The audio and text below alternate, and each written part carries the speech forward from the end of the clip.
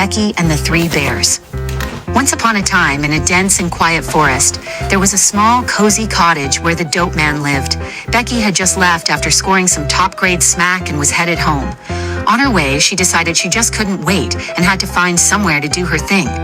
She wanted to get high, and it was a long way home. Becky pulled into a little gas station and headed for the restroom like 100 times before. She found a quiet stall, locked the door, and then she did her shot.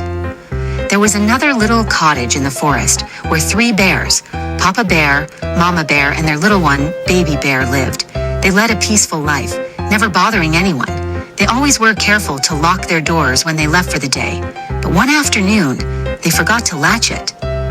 On the way home, Becky noticed the little cottage and realized she hadn't eaten. She was starving, and being high, she didn't care if it was her house or not.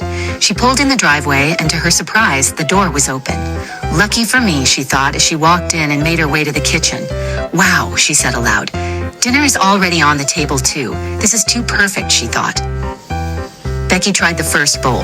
Too hot, she yelped, almost burning her tongue. The second bowl, though, was icy cold.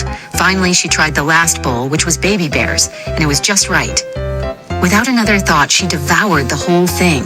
Since I'm here, she thought, I might as well see if there's anything of value I might be able to trade to the dope man. Before Becky had the chance to start her search, she began to feel drowsy from eating the meal. Apparently, the little bear was hell on wheels. He wouldn't mind, and Mama Bear just couldn't take it day after day.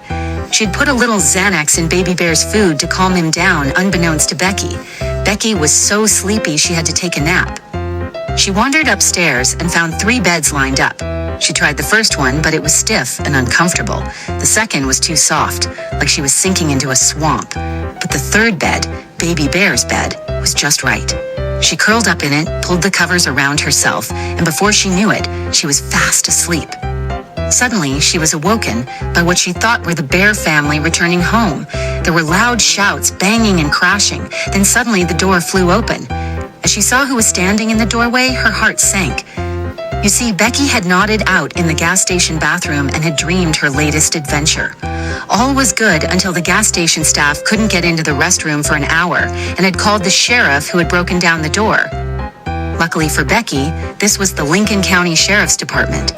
Her initial terror turned to a happy smile when she saw who was putting the cuffs on her. Instead of jail, Becky knew freedom was just a couple blowjobs away. Becky may or may not have learned a lesson that day.